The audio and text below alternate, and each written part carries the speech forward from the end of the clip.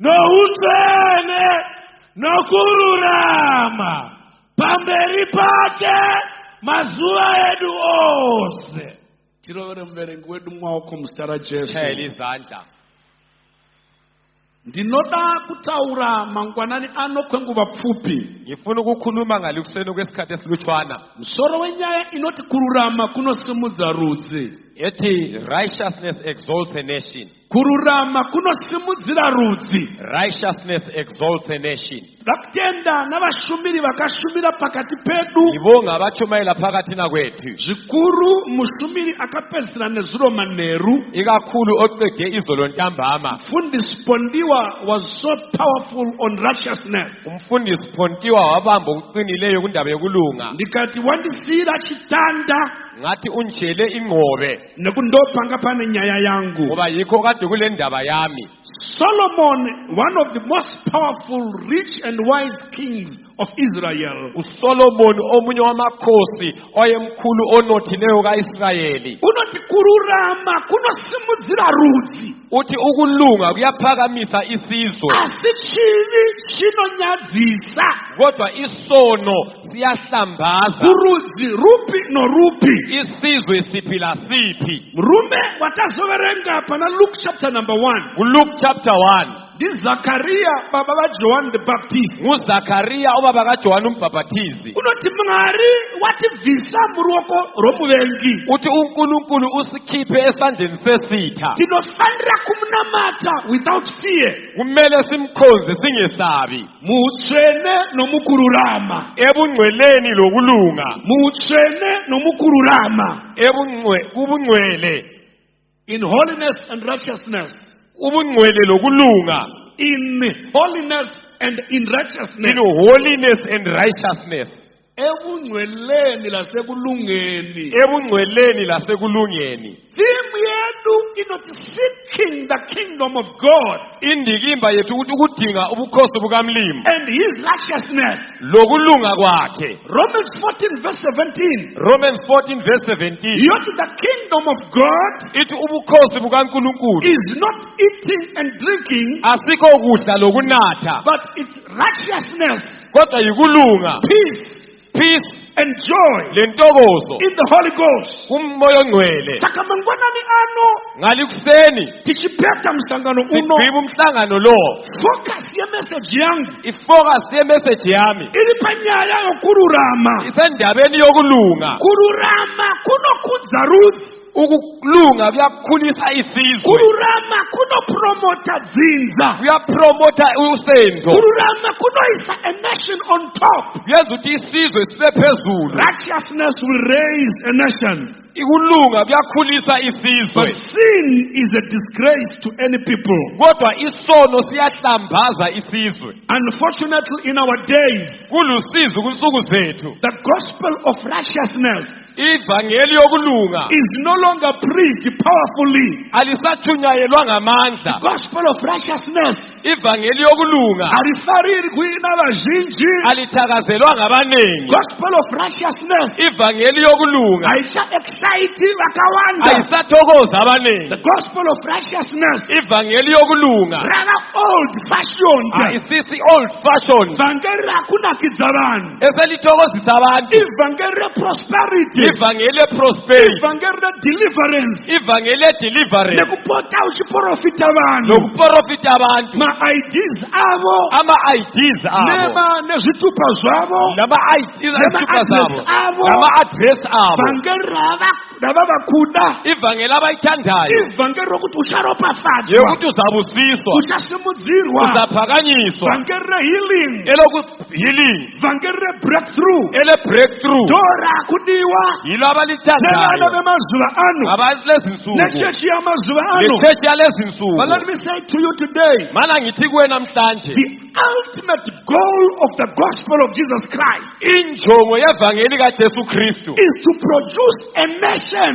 yikuproduce isizwe. The ultimate intent of Jesus dying on the cross Injongo yokufa kaJesu esiphambanweni kugadzirira Mwari rudzi, yikulungiselela uNkulunkulu isizwe, kugadzirira Mwari vanhu, yikulungiselela uNkulunkulu abantu, kwete vanhu vakaropafadzwa, anti abantu ababusisiweyo, asi vanhu vakarurama, kodwa abantu abalungileyo, kwete vanhu vari delivered, hathi abantu but vanhu vakarurama, kodwa abantu abalungileyo, kwete vanhu vari prosperous, hathi abantu abaprospera, but vanhu vakarurama. kodwa abantu abalungileyo. Chinangwa cheivhangeri Injongo yevangeli achisho kuti waigamuchira vhangeri asikuthi ungayamukela ivangeli inodraivha mota. drive imota. Chinangwa cheivhangeri Injongo yevangeli achisho kuti kana wagamuchira Jesu uthi muyamukela uJesu wongochata uchate pamusoro pokudriva mota, phezu kokudrive imota, pamusoro pokuchata, phezu kokuchata, pamusoro pepromotion, phezu pamusoro kwepromotion, pehealing, phezu kwehealing, pamusoro pedeliverance. phezu kwedeliverance. Unofanira kuve munhu akarurama. Kumele ube ngumuntu olungileyo.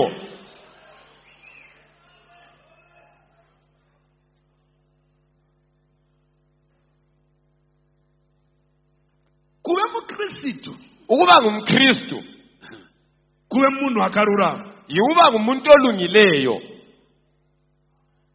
Kuve muKristu Ukuba ngumKristu akusi kuva member ye-AFM asikho ukuba yimember ye-AFM kana kuve member ye-denomination. kumbe ukuba yimember ye-denomination, Teka uniform ye-church, uniform ye-church, woba nechigaro muchurch, ube lesihlalo e-church, wozikanwa muchurch. babekwazi e-church. Kuve muKristu Ukuba ngumKristu kuva rudzi rwaMwari, yikuba yisendo kuve lukaMlimi. muKristu Ukuba ngumKristu kuve munhu waMwari. yikuba ngumuntu Zvino kaNkulunkulu. rudzi rwaMwari Isizwe sikaMlimi runofanira kumele kufanana ukufanana naMwari loNkulunkulu wavanonamata, abamkhonzayo, kufanana ukufanana naMwari wavanosumira. loNkulunkulu Zvino Mwari abamkhonzayo. watinonamata uNkulunkulu ndimwari esimkhonzayo, wakarurama, uNkulunkulu olungileyo, ndimwari wakarurama, uNkulunkulu ndimwari olungileyo, wakarurama. uNkulunkulu olungileyo. Desire yake Idesire yakhe yekuti atendeuka ukuthi singaphenduka takumunamata sesimkhonza tifanane naye. sifanane naye. Pane imwe nzvimbo Kwenye muna indawo 1 Peter 1:16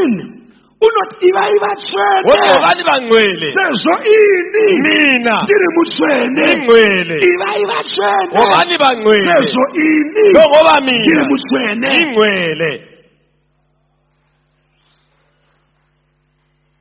Kana tava rudzi rwaMwari Uma sesingabantu bakaNkulunkulu tinofanira kufarira kururama, kumele sijabulele ukulunga, tinofanira kuembresa kururama, kumele sibambe ukulunga, tinofanira kufamba mukururama, kumele sihambe ekulungeni, tinofanira kutevedzera kururama, kumele silandele ukulunga, tifanane naMwari watinonamata. fanane loNkulunkulu I esimkhonzayo. don't want to be theological and exegetical panyaya righteousness. Angifuni ukuba theological kulindaba, I want to be practical. ngifuna ukuba practical, I want to be contextual. ngifuna ukuba contextual. Ndoda kuudza nyaya yekururama patsoka dzako, padeski pako. Ngifuna ukuyiletha enyaweni zakho. Kururama Ukulunga means to think right, yikucabanga kuhle, to walk right, ukuhamba kuhle, to behave right, ukuziphatha kahle, to dress right. ukugqoka kahle.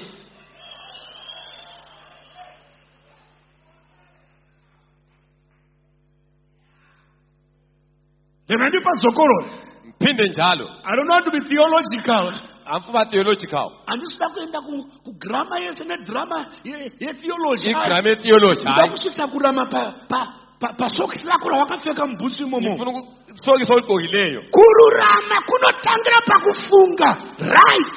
Ukulunga kuqale ucabangeni Tine kuhle. vana vanonamata Mwari, Silabantwana bakhonza umlilo, vanoapira kunge ngirozi, abangani zingilosi, vanoapira kunge ngirozi, ababonakala ngani zingilosi, vanopretenda kunge vatsvene, abapretenda ngani bangcwele, vanogona kugadzira language yekuchechi, abawazi language ye-church, asi pfungwa dzavo dzakaora, kodwa ingqondo zabo zibolile, pfungwa dzavo dziri dirty, imicabango yabo pfungwa dzavo ingcolile, dziri unclean. clean. The azihlanzekanga. Bible says iBhayibheli in lithi Proverbs 23 verse 7, Proverbs 23 as verse a 7, man thinketh in his mind, umuntu ecabanga engqondweni as a zakhe, man thinketh in his heart, as a man thinketh in so his heart, is he. uyilokho Mwari hatashimira shokunze. owaphandle lapha. Mwari unotarira moyo. uNkulunkulu ubheka inhliziyo. Righteousness is thinking right. ukulunga ukucabanga kuhle. Umwe murume akaimba akati, ukariona rakagara unofunga kuti riri bhoo. athi hayi kuhle. Iwe shamwari ndibetsere kuparidza. Usandidisturba kuparidza, ndibetsere kuparidza. Ukariona rakagara muchechi, wambona ehlezi echechi rakabata bhaibhiri, ebambe iBhayibheli ritaura nendimi, ekhuluma richiimba mahima, ehlabela unofunga amahima, kuti riri bhoo. yathi hayi Asi ukuhle, moyo waro kodwa inhliziyo yakhe wakaora. ubolile.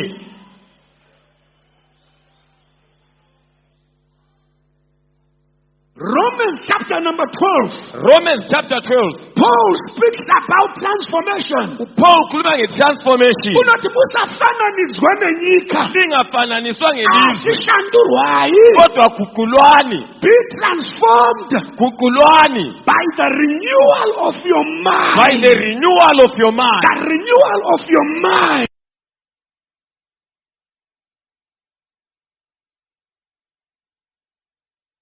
ukucabanga kwakho Is aligned to the scriptures. kumele ihambelane Is lelizwe, aligned to the word of God. ihambelana In lelizwe your likaMusa. mind, engqondweni pfungwa yakho dzako dzinonatswa neshoko, zihlanzwa yilizwe, zinogamvira shoko, ziyamukela ilizwe, zinobvuma shoko. zivuma Kana ilizwe, shoko rapinda, ilizwe lingangena rinova virus, antivirus, iba yi-antivirus, antivirus, i-antivirus, antivirus. i-antivirus Inoparadza zvipukanyana zvinopinda mubrain. ilungise ongena engqondweni ngapho. Bvunza ri pedyo newe, iti do you think right? buza osoduzane lawe Iti pfungwa dzako dziri bhoo here ukuthi iwe? ingqondo zakho zikahle na, Ita pfungwa dzako dziri bhoo here iwe? ingqondo zakho zikahle na. Righteousness is thinking right, Righteousness ukucabanga kuhle, walking right. ukuhamba kahle. Tinofamba sei? Sihamba njani? Tajambira Jesu. Siyamukela uJesu. Iwe shamwari, ndokumbira somebody to come and interpret with me. Omnyabe azongceda ngapha. Tajambira Jesu. Jambela uJesu. Wajamba. Sujambe wajamba. Higher and higher and Higher higher. and higher. Kana watsika pasi, Ungayinathela phansi. unofamba sei? Uhamba Kana njani? chechi yapera, Ichechi ngaphela. unofamba sei? Uhamba njani? Kubasa kwaunoshanda, Emsebenzi osebenza unofamba khona. sei? Uhamba njani? Kuchikoro kwaunodzidza, Lapho ufunda khona. unofamba sei? Uhamba njani? Kuvabereki vako, Ebazali bakho. nehama dzako, Nezihlobo zakho. ufambiro wako uri sei?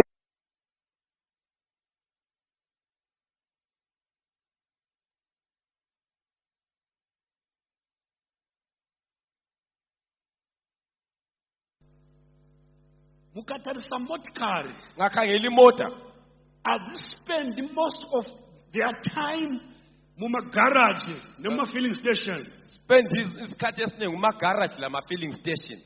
Inongoya kuzofiliwa pa-filling station, Bebe kugcwalise ku-filling station. garaji yosevhisiwa, Beyisevise egaraji yobuda iphume. tonoiona ichifamba. Bona ihamba. Saka muchechi, E-church muconference, conference. wauya ku-filling station, Filling station. wauya Ubuyile kuzogadziriswa, ukuzolungiswa. awugarimo, Awuhlali wabuda. khona. Uzuphumile. Toda kuona mafambiro Ubona akarurama, uhambo okulungileyo. toda kuona mafambiro akarurama, Ubona uhambo toda okulungileyo. kuona mafambiro akarurama, Ukuhamba okulungileyo. kukota magwaro, Kodwa ama-scriptures nokuimba, nokuhlalela nokutaura nendimi, nokukhuluma indimi andipo pane chikristo. asikho Chikristo lokho. chiri pamafambiro.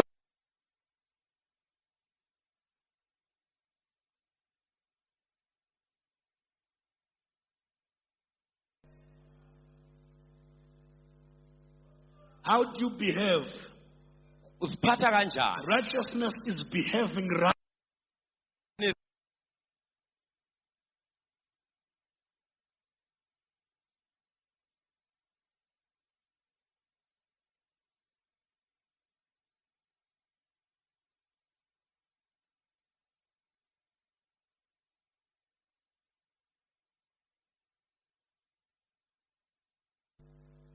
Tikanzwa munhu achiti Sezwa umuntu esithi stupid, stupid, putseka, sick, uri mbwa yomunhu. uyinja, Tiri pano, silapha.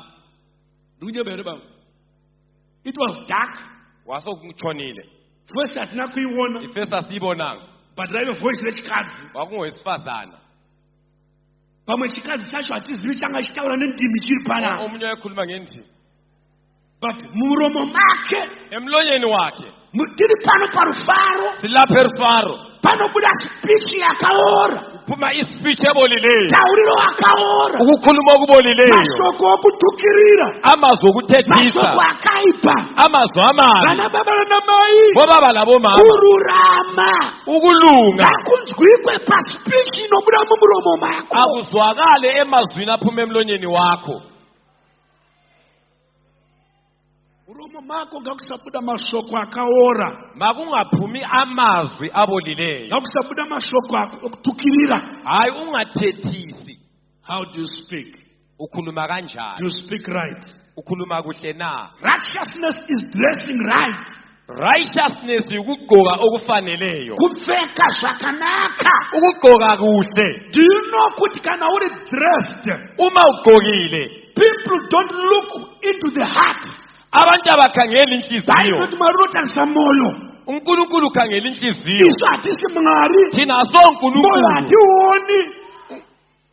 Moyo hationi. Inhliziyo asiyiboni. Tinoona mapfekero ako. Sibona ukugqoka kwakho. Mapfekero ako anezvano titaurira. Awukhulumayo. Pamusoro pezvauri. Phezu kwalokho yikho. Kupfeka zvakanaka. Ukulunga yikugqoka kahle. Vana vechidiki ngavapfeke zvakanaka. Abatsha bagqoke kuhle. Vakomana ngavapfeke zvakanaka. Amajaha bagqoke kahle. Vasikana ngavapfeke zvakanaka. Amakazana bagqoke kahle. Vakadzi vanonamata ngavapfeke zvakanaka. Omama kabagqoke kahle. Hayi kupfeka zvinhu zvinosiya hunhu hwenyu huri questionable. Mazamu ari kunze, dumbu riri kunze, makumbo ari kunze, body iri kunze. Lingagqoki izigqoko ezithiya amabele, inyawo konke kuphandle.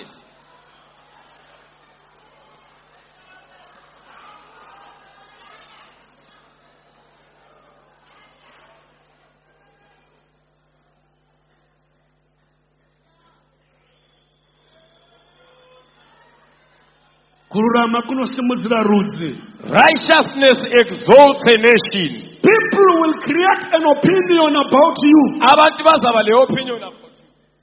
Vanhu vane zvavanofunga nezvako. Abantu balaba kucabangayo ngawe.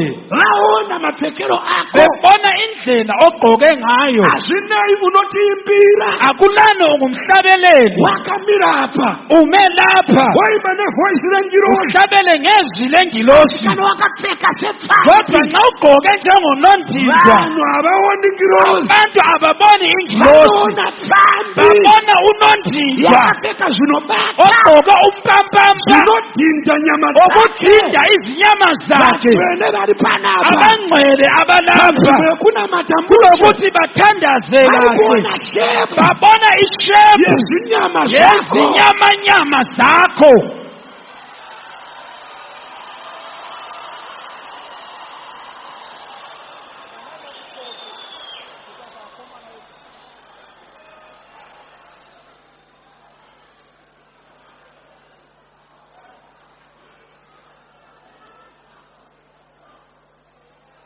Vamwe vasikana amanye amankazana chawakanorambirwa nanatete vemukomana walelwa ngawa-anti bomjaha vasina chavanoziva nezvako wabakwazeki kwabakwazi ngawe. First day introduction. Ilanga lokuyoboniswa. Tete uyu musikana wangu. Lo yintombi yami. Mayinini uyu muroora wenyu. Lowu ngumalukazana wenu. Vasimuona for the first time. Bembona nje okokuqala. Vanotarira mapfekero akhe. Bakhangela indlela agqoke ngayo. An opinion. Babesesa lo mbono wabo. Conclusion. Baqede ngawe. Pamsoro pehunhu wakho. Phezu kobuntu bakho. You are your dressing. Wena ukugqoka kwakho yikho kunguwe. You are your dressing. Ukugqoka kwakho kunguwe. Ukapfeka setsotsi. Ungagqoka njengetsotsi. Uyathi utsotsi. Ukapfeka sembava. Ungagqoka njengesela. Uyathwalisela. Ukapfeka sengochana. Ungagqoka njengesitabane. Uyathwa isitabane. Ukapfeka sehure. Ungagqoka njengonondindwa. Unonzi hure. Uyathwa isifebe.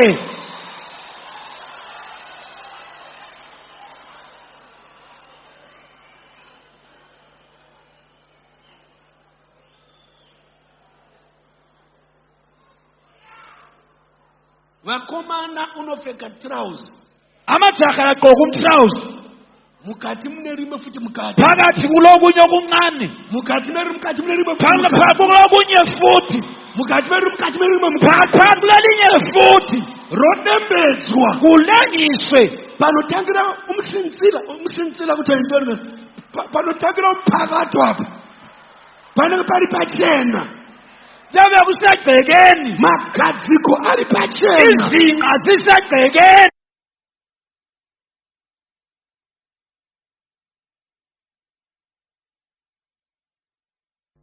kururama kunosimudzira kuyaphakamisela isizwe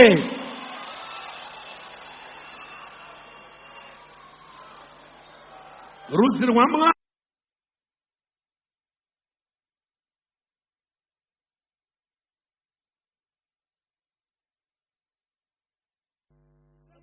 Jehova uqoka njengezitabane nyaya yekudembedza matrausi indaba yokulengisa amabhrugwa yakatanga kuamerica yaqala eAmerica pavakange magays achidemonstrata izitabane zidemonstrata ngochana zichidemonstrata izitabane zidemonstrata zichida freedom yadzo zifuna ifreedom yazo vakafamba vakadembedza matrausi bahamba belengisa amatrausi umphakathi ongaphandle uchibonekwa kungaphandle zvino mwana weAFM Dana weAFM unoti kudembedza trousi uyalengisa itrausi uthi ifashion haisi fashion ayisiyo fashion kuudza vanhu kuti iwe uri utshela abantu ukuthi mina ngiyindoda engumfazi oyindoda zvino mwanasikana wangu intombazana yami asina kungwara ongakwananga wona chikomana chakadaro wona ujaho njalo woti waona mkwasha wona wamai uthola vako ukukhwenyana kamama wakho kururama kunosimudzira ukulunga kuyaphakamisa isizwe kururama kunosimudzira ukulunga kuyaphakamisa isizwe kupfeka zvakanaka kururama kuhle ikulunga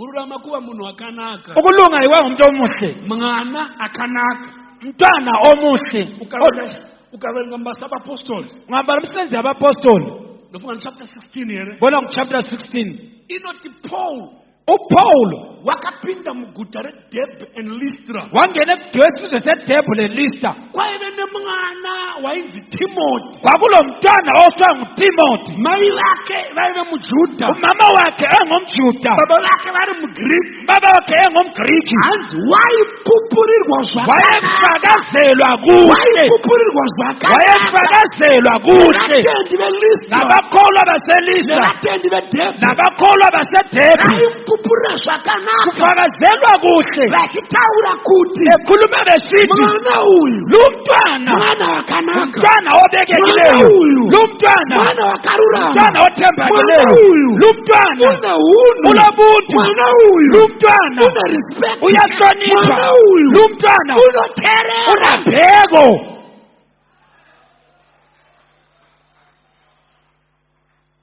vanoti chii nezvako kusangano kwauno bathini ngawe ebandleni okilo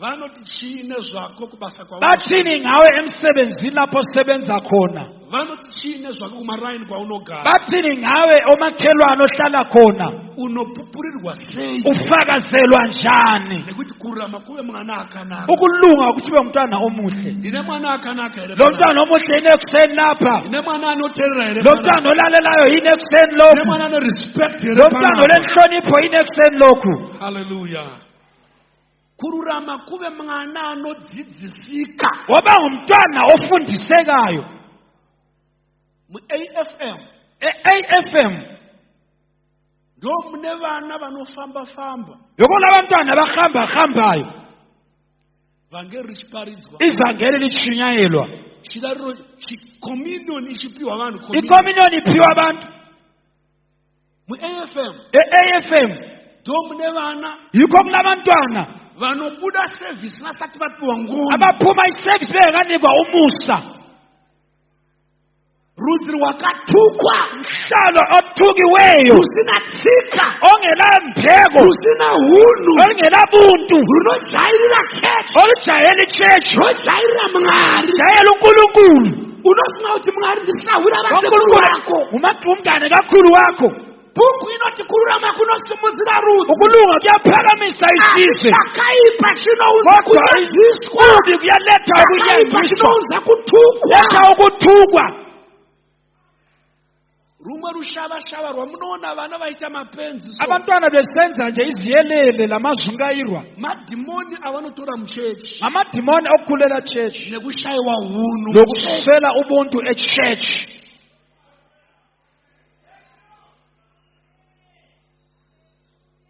Uruzora zvirikufamba zvakapfeka makepesi hazvitendengi nix. Yabona bayahamba bagqoka imikhomba ndlela kabana ndaba. Vana baba democracy yanyanya mu-AFM. Bobaba idemocracy sinengi kakhulu eFM. Freedom yanyanya mu-AFM. Freedom sinengi kakhulu. Vana vachatukwa naMwari. Abantwana bazathukwa uNkulunkulu. Vana vachafa vari marombe. Bazafa bengabayanga. Vana vachafa vari madzungairi. Bazaba ngabajungairi. Tikasavatsiura. Singadela ukubakhuza. Tikasavadzidzisa. Singadela ukubafundisa. Tikasavarayira. Singadela ukubalayela. Kururama kuve mwana anodzidzisika. Kulunga uba umntwana okhuzekayo. Umntwana okhuzekayo.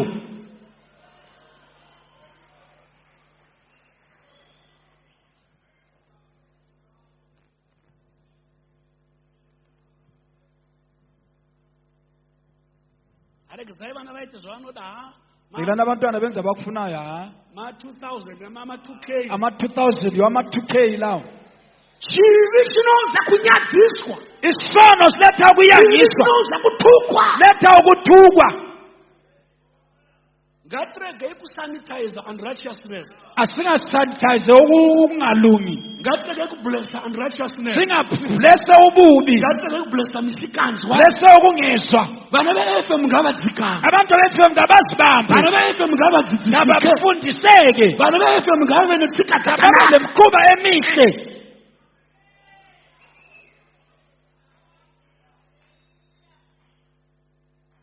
Vamwe vacho vana vevafundisi. Abantwana bebafundisi. Vamwe vana vevavhangeri. Abantwana bebavangeli. Vamwe vana vemadhikoni. Abantwana bamadikoni. Vamwe vana vevatenyi. Abantwana bamakholwa.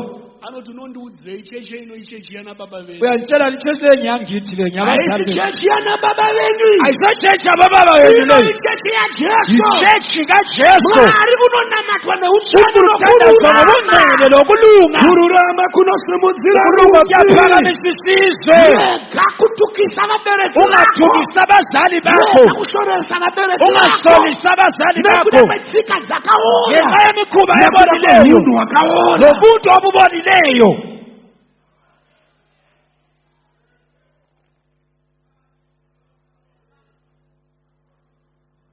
Somebody say kururama kunosimudzira rudzi. Ukunaka kuyaphakamisa ukulunga kuyaphakamisa isizwe. Ita kururama kunosimudzira rudzi. Ita ndinosimudzirwa nokururama.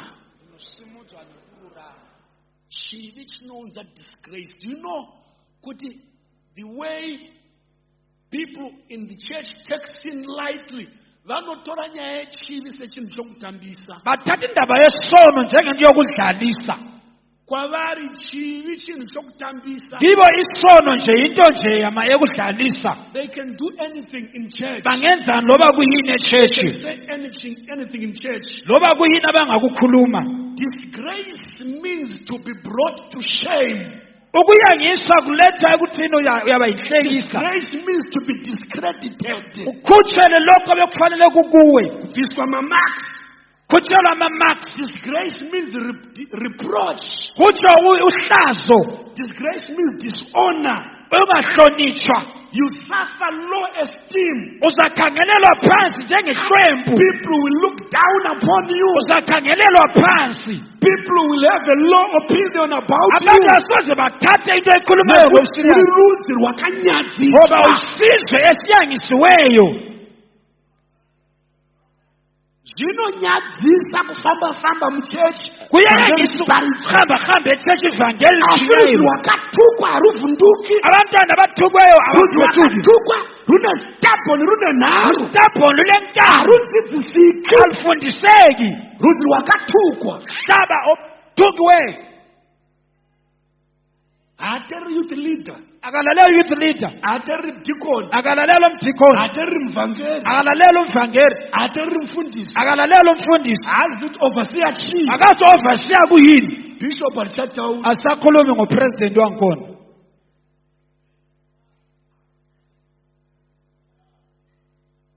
kururama kunosimudzira rudzi. ukulunga kuyaphakamisa isizwe. Ndaka ndikutaurei vana vangu, mayengitshele bantwana bami, kunyange ukanamata ukataura nendimi dzavatumwa nedzavanhu, ungakhuluma ngendimi zabathunywa lezabantu, ukaimba kunge ngirozi, hlabele njengengilosi, ukaziva magwaro, wazi imbhalo, ukaita zvese zvinoitwa, wenze konke okwenziwayo, wakatadza kururama chikristu chako ndechefeki, ungekela ukulunga chikristu sakho ngesefeki.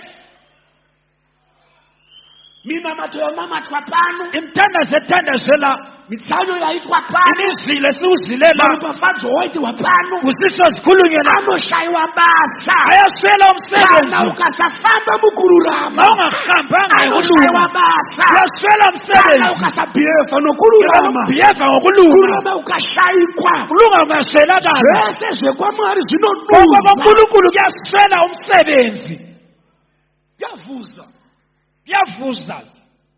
nyasha wapiwa nemabhishopi, nyasha wapiwa nevafundisi, Mabhishop akuthandazela, inonobvinzira iya pakushayikwa wena kwekururama. enhlabathini evuzayo, Ufambiro tsika neunhu hwako. hamba lokuphila kwakho.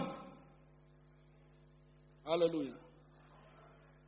I'm worried vana baba neculture yenudity. Babekile ngobuntu bokuhambaze, Culture yenakedness. lokuhamba umuntu engagqokanga. People have no longer dignity for their bodies. Abantu abaselani lemizimba yabo, Abanyari public. apublic abasela ndaba, Anyari vanhu. akala ndaba nabantu, Azvinyariri. akala nhloni naye. Unoti ndirichera inini. Uthi mina ngutshiyera mina, Mwana wasenzeni. namntana senzeni mina, Uchinyadzisa baba vako. uyangisa ubaba wakho, Unyadzisa mai vako. uyangisa abazali bakho, Unyadzisa vabereki vako. abazali bakho beyangiswa, Kunyadzisa rudzi rwako. isizwe sakini siyangiswa, Kusvika pakunyadzisa chechi. uziyangisele church.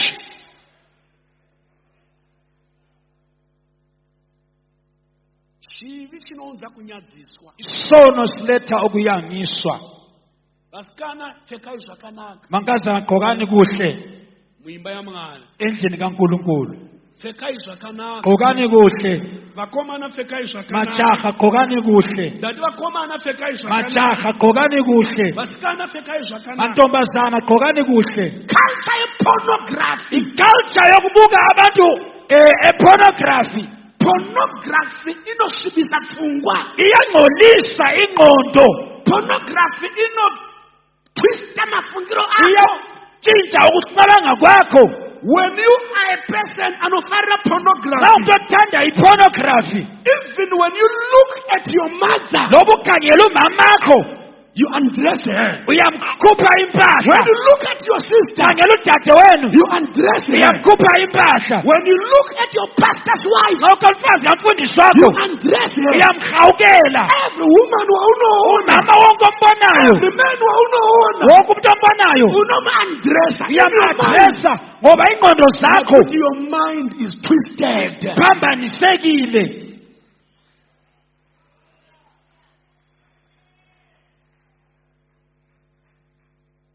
Vara not fornication. Ibala elithi ukuphinga, NechiGreek is porneia. yesiphinga elithi phoneia, Panobva vara not porno. okusuka ibala elithi phono. Saka unoona pornography. Xa ubona ipornography, You are exposing your soul uvulela umoya wakho to demons of fornication. amadimoni You okuphinga, are exposing yourself uyaziveza to sexual immorality. emadimeni ocansi.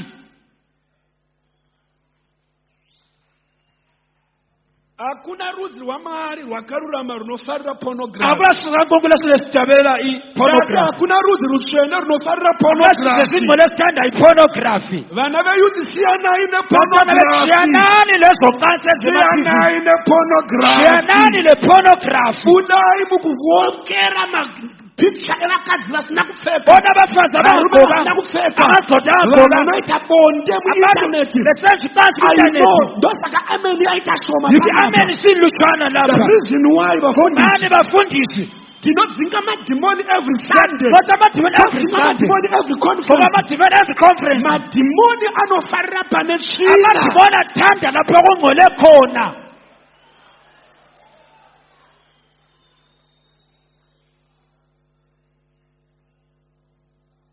Tendeuka mwanangu usiye pornography. phenduka mntanami ushiya i-pornography. Siya porno. shiya iporno. Porno is sin. porno isono.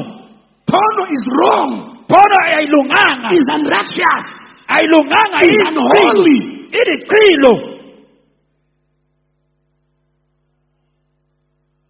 Wabatwa nemweya wepornography. banjwe ngumoya we-pornography. Musuno vamwe mai vaichema.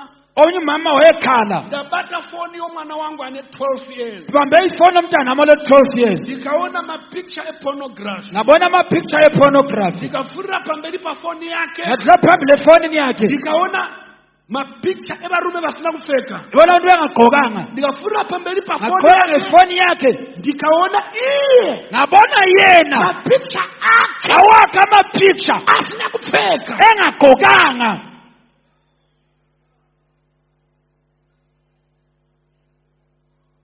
Chivi chinounza kunyadziswa. isono siletha ukuyanyiswa. Ndati chivi chinounza kunyadziswa. isono siletha Ndati ukuyanyiswa. chivi chinounza isono kunyadziswa. siletha ukuyanyiswa. Kururama kunosimudzira rudzi. ukulunga kuyaphakamisa Mambo isizwe. waMwari kururama.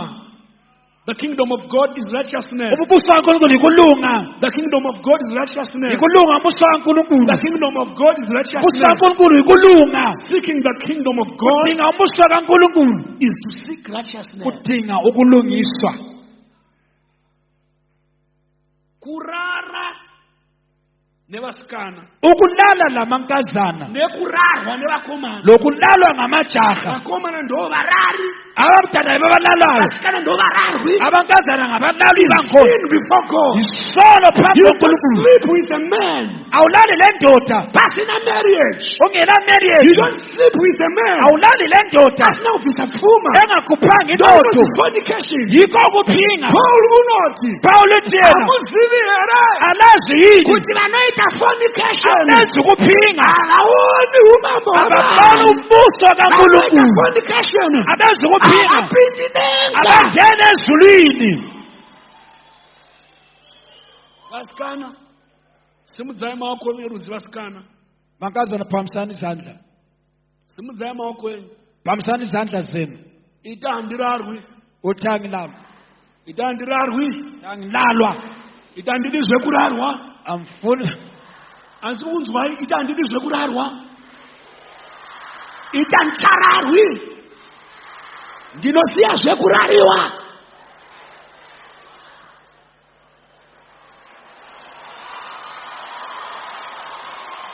Vakomana simudzai maoko orudyi.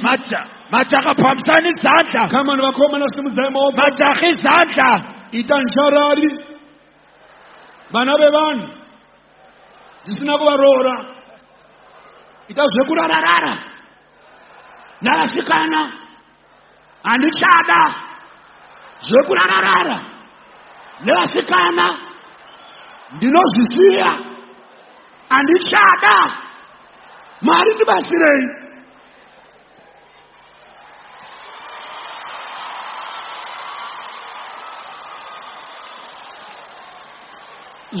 Zvinonyadzisa kuyayanyisa kuroorwa usiri virgin. tata ungasontombi nto. Zvinonyadzisa kuyayanyisa kuroorwa usiri virgin. tata ungasontombi nto. Because you must explain mele ukasise kuti chii chakaitika. kuyini okwenzakalayo. Unobva kuexplainera ana tete vako. kasiselo andi bakho. Wakuexplainera murume iyako. indoda wakho lo umchasisele. hanzi vemazuva ndoda kunyatsomuziva munhu iye kuti akatanga kufamba panapa ndiani. Fumba mazwi kuti ngihamba lobani lapha. Chivi chinonyadzisa vanangu. Isono siyayangisa abantwana bami. Chivi chinonyadzisa. Isono siyayangisa abantwana bami. Chivi chinonyadzisa. Isono siyayangisa. Chivi chinonyadzisa. Isono siyayangisa. Zvakaikururama. Ndinganokulunga. Zvakaikururama. Ndinganokulunga. Hamba mukururama. Hamba ngokulunga. Hamba mukururama. Ndina yokulungela. Unganokururama. Sabanga ngokulunga. Kusarurama. Ukungalungi renders all that we are doing here powerless. konke sikwenza lapha kuyaswela amandla. Our gathering here is useless. Ukuthala kodwa lapha Our ku-useless. praying is useless. Kana kodwa ku-useless. Our fasting is useless. Sina kodwa Our ku-useless. prophesying is useless. Profita kodwa ku-useless. Tikasafama mukurura. Sake lokuhamba ekulungeni.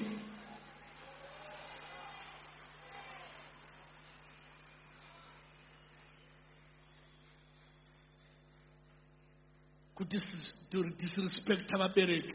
Ukungahloniphi abazali. Challenge amai. Challenge umama. Mai mama ngaveka ilizwi la uyaliveka, mai vakataura neunotaura. Mama ngakhuluma la uyakhuluma. Baba vakataura Baba neunotaura. ngakhuluma la uyakhuluma. Unoclaima kuti une ma rights. Uyaclaim ukuthula ama-rights. Ndofara kuti President ED Ngiyajabula ukuthi uPresident ED vakati mwana ngaro roba ineshamo. shamu inobvisa upenzi pamoyo womwana. Sazi lukhupha uzule emntwaneni omntwana. Vana baba rovai munhu. Ngobaba tshaya umuntu. Vana mai rovai munhu. Umuntu ungatshaywe.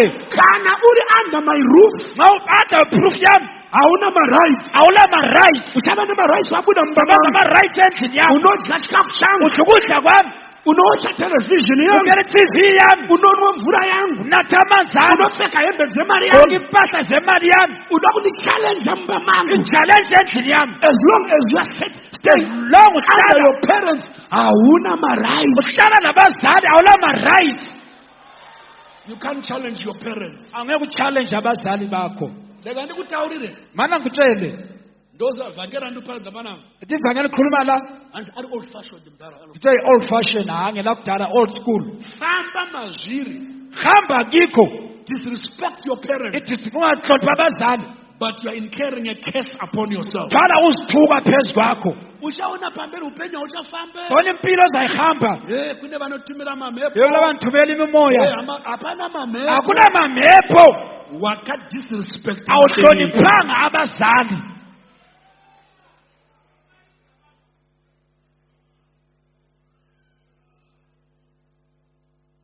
You can never honor God whom you have not seen. Asozihlonipha uJehova ongambonanga. If you can't honor your father and your mother, Yekela ukuhlonipha ubaba lo mama obabonayo. if you don't honor your teacher, waunoona. Ngeke umhloniphe utitsha ombonayo. If you don't honor your pastor, waunoona. Awuhloniphe upastor ombonayo. Don't honor your elder, waunoona. Awuhloniphe u-elder wakho. Isakakula chinzi mwana wevillage, Umntwana ngumntwana ngowevillage ukhuliswa ngabantu.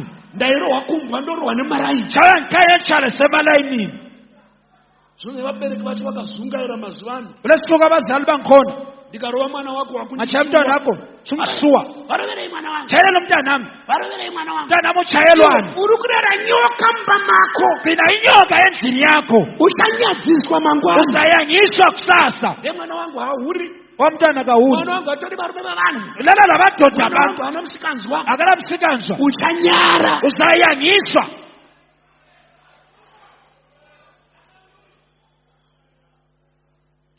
Handiwaona vachifamba-famba vanongofamba-famba vapfeka zvikepesi. Bona hamba ngagqoka ngamakepesi. Hana hunhu kushaya hunhu kwese ikoko. Swela ubuntu konke khonoko.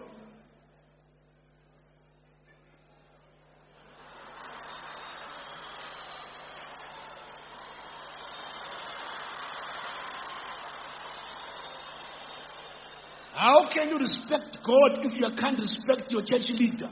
Uzamhlonipha njani uNkulunkulu ongahloniphi umkhokheli wechechi yakho? Kufamba-famba shoko richiparidzwa.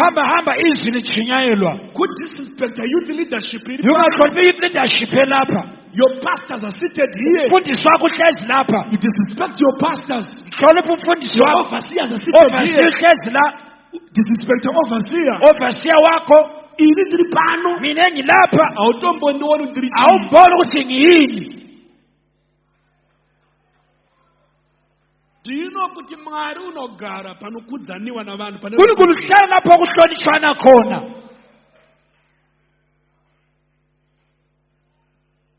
ndombotaura ini nditaure vana baba Ngikhulume yini bobaba? vafana nyaya yekuti kana uchindimhoresa uda kundihaga idisrespect.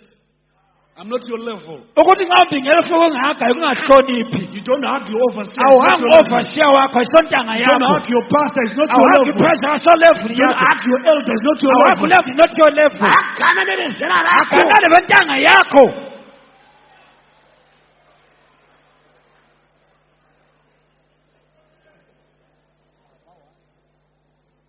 Makati baba.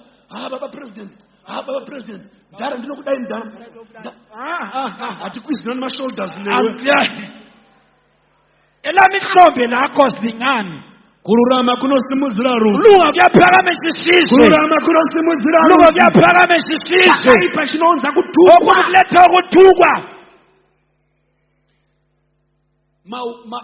Pane mavuzu parties. Kulamavuzu party. Ma-white only parties. Ama-white only party. Vana vedu vanofarira amapati. Abantwana bathanda amapati. Kwavanojaiva. Bejayiva. Voiswa madrugs. Bokefala amadrugs. Drink. Edrinkini. Vogorariwa. Balalwe. Hakuna mwana anonamata unoenda kumapati. Akula mntwana okhonza emaphathini. Ndati hakuna mwana unonamata Akula unoenda mntwana othandaza kumapati. ohamba emaphathini. Hakuna mwana unonamata Mwari unoenda kumapati. Othandaza semaphathini.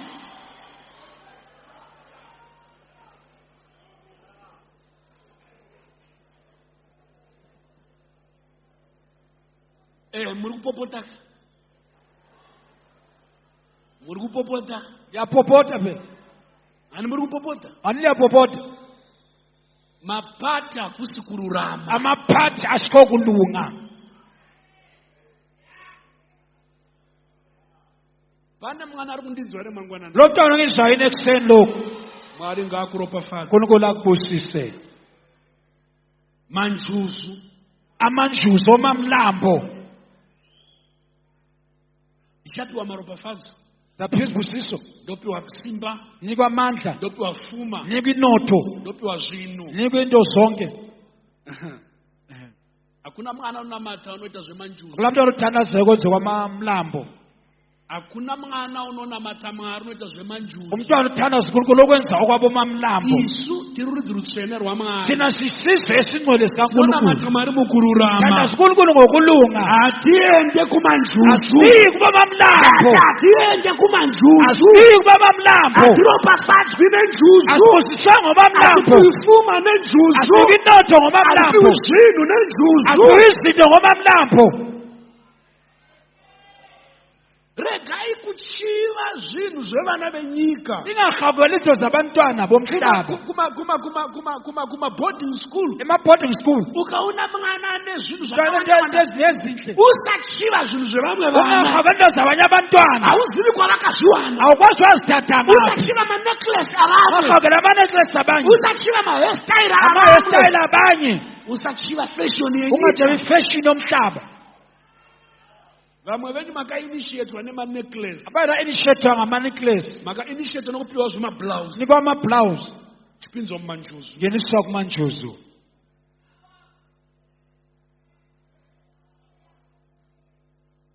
Kururama kunosimudzira rudzi. Kulunga kuyaphakamisa isizwe. Asi zvakaipa chinounza kutukwa. Ukubi kuyaletha ukuthukwa. Madrugs. Ama-drugs. Alcohol. Utshwala. Vakomana hazvibatwi nemunhu unonamata. Akusibathwa ngumuntu othandazayo. Hazvibatwi. Ndambofamba nezuro mumatendomu zvikanzi kwaita hwawa wakazara mumatendomu. Kwakulo tshwala ugcwele ematendeni la. Yitiri damuruzvinzwa. Without ukuzwile. Hwawa kumatende. Utshwala ematendeni la. Wanga wakawanda nezuro hwawa. Kuningi utshwala ematendeni la.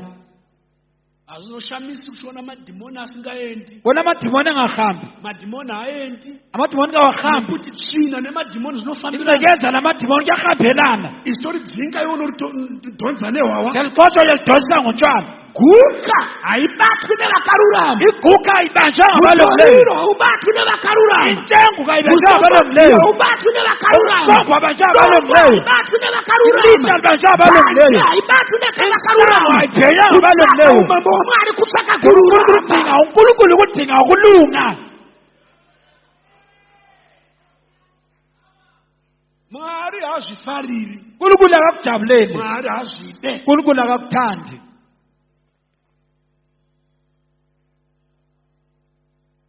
Munomboziva kuti panapa tine vanasikana vari gay, vari malesbian panapa. Lapha kulabantwana abanye abangamageyi, imbozitabane, Nevafana vari gay panapa. labafana abayizitabane. Ipo panapa. khona Vana vada kuenda kudenga re panapa. khona umuntu ezulwini yini lapha. Vanoda kufadza Mwari re panapa. Funa ukujabulisa uNkulunkulu yini lapha. Ruyo ruti regerai zvakaipa mutye mururame muve vainzirake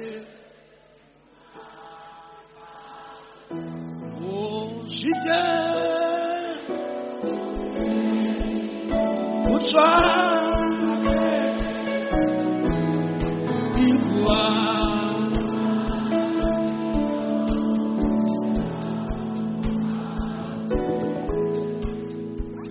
Isaiah 51 verse 1 noti ndinzwei ngizwa nini imi munotevera kururama. line ladyo lokulunga. Ndinzwei ngizweni imi munofarira kururama. nginejabulela ukulunga. Ndinzwei ngizwani lina imi munoda kururama. linedzinga ukulunga.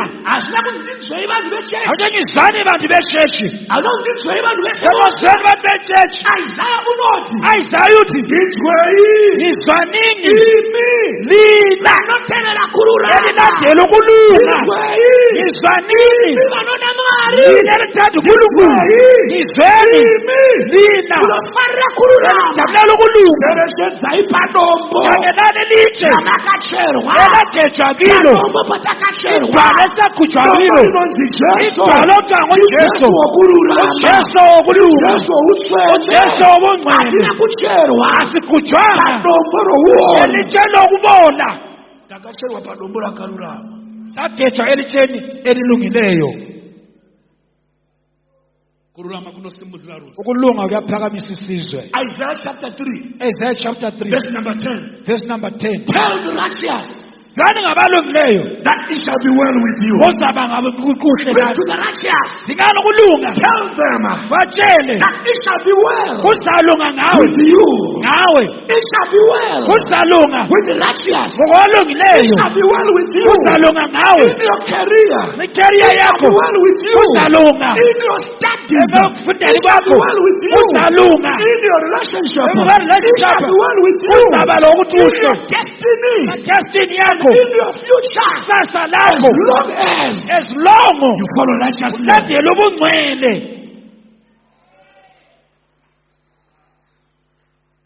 Psalms 37 Psalm 37 verse 25. verse 25. Ndakanga ndiri mwana mudiki. Ngake ngumntwana omncane Zvino ndakwegura. kodwa sengiyikhulile, Ndaona angaboni wakarurama olungileyo achirashwa elahlwa naMwari. laba nguNkulunkulu, Ndaona angaboni wakarurama olungileyo achisiyiwa etshiwa naMwari. uNkulunkulu, Ndaona angaboni vana vake abantwana bakhe vachipemba becela isinkwa.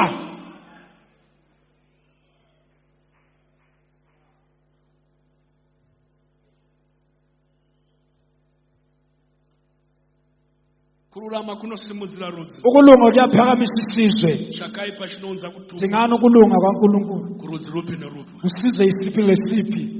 Kumapostori Emapostolini kune nziyo kule ngoma inoti bvumai tirurame kuna Baba. Bvumai tirurame kuna Baba. Bvumai tirurame. Bvumai tirurame. Bvumai tirurame kuna Baba. Bvumai tirurame kuna Baba. Bvumai tirurame.